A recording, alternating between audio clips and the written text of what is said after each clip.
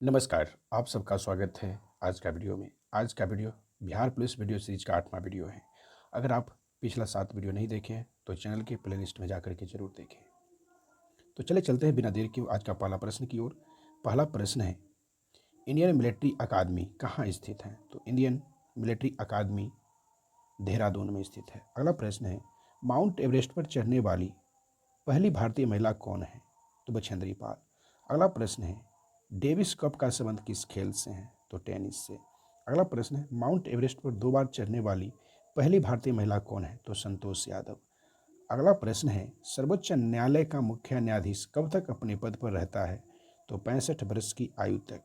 अगला प्रश्न है, संसद का उच्च सदन कौन सा होता है?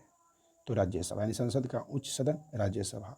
और अगला प्रश्न है, पंचतंत्र का लेखक कौन है? पंचतंत्र का लेखक तो विष्णु शर्मा। अगला प्रश्न है, सन 1954 में हुआ भारत चीन समझौता किस नाम से जाना जाता है? तो पंचशील समझौता। अगला प्रश्न है, सन 2010 में फुटबॉल विश्व कप किस देश ने जीता? तो स्पेन, यानी 2010 का फुटबॉल विश्व कप स्पेन ने जीता था। अगला प्रश्न है, राष्ट्रीय रक्षा अकादमी कहाँ स्थित है? तो राष्ट्रीय रक्षा अकादमी पूना के पास खड़गवासला में है। अगला प्रश्न है, डिस्कवरी ऑफ इंडिया पुस्तक किसने लिखा है? तो जवाहरलाल नेहरू ने। अगला प्रश्न है, एक स्वस्थ मनुष्य का हृदय 1 मिनट में कितनी बार धड़कता है? तो 72 बार। अगला प्रश्न है, भारत में पहली बार जनगणना कब हुआ? तो 1872 में। अगला प्रश्न है, डबल फॉल्ट शब्द किस खेल में प्रयुक्त होता है? तो टेनिस में। अगला प्रश्न है, भारतीय थल सेना के पहले भारतीय सेनाध्यक्ष कौन थे?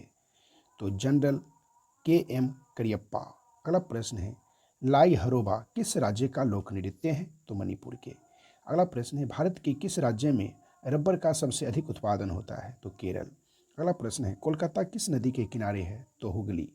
अगला प्रश्न है, पौधों में जीवन होता है, यह किस भारतीय वैज्ञानिक ने बताया था? तो जगदीश चंद्र बसु ने, यानी जगदीश चंद्र बसु ने बताए थे कि पौधों में जीवन होता है। अगला प्रश्न है, महात्मा गांधी द्वारा साबरमती आश्रम कहाँ स्थापित किया गया? तो महात्मा गांधी जी के द्वारा साबरमती आश्रम अहमदाबाद में स्थापित किया गया था। अगला प्रश्न है, मनुष्य के शरीर में कितने गुणसूत्र होते हैं? तो 23 जोड़े या 46 कह सकते हैं। अगर जोड़ा में पूछे तो 23 और ऐसे पूछे तो 46।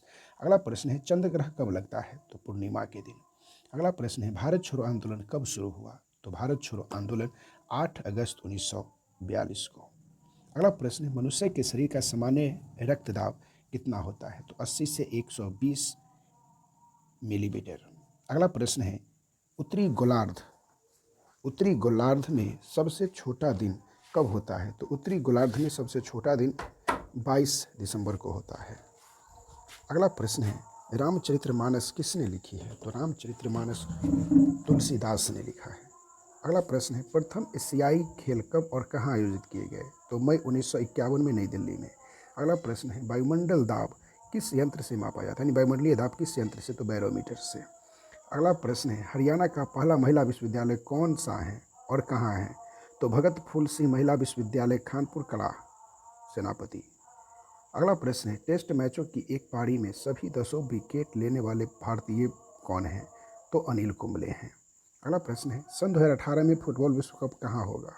मतलब कहाँ हुआ था? तो रूस में। अगला प्रश्न है, संसार में सर्वाधिक जनसंख्या वाला देश कौन सा है? तो चीन।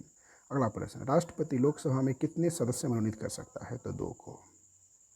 अगला प्रश्न है, सर्वग्राही रक्त समूह कौन सा है? तो सर्वग्राही रक्त समूह AB। अगला प्रश्न, असहयोग आंदोलन किस वर्ष शुरू हुआ? तो 1920 में। पेनाल्टी स्टॉक किस खेल में प्रयुक्त होता है? तो हॉकी में। अगला प्रश्न है, भारतीय संसद का निम्न सदन कौन सा है? तो लोकसभा।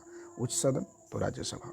अगला प्रश्न, सिख धर्म की स्थापना किसने की थी? तो गुरु नानक देव ने। अगला प्रश्न है, भारत में जनगणना कितने वर्षों के बाद होता है? तो 10 वर्षों के बाद।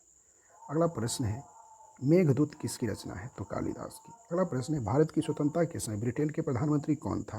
Clement Italy. अगला प्रश्न है, एक्जिमा रोग शरीर के किस अंग के को प्रभावित करता है? तो त्वचा को।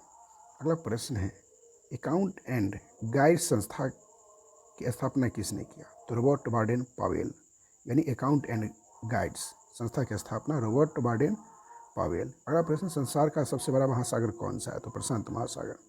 अगला प्रश्न है, पेनल्टी किक किस खेल से किस खेल में प्रयुक्त होता है? यानी पेनल्टी किक के शब्द किस खेल में प्रयुक्त होता है? तो फुटबॉल में।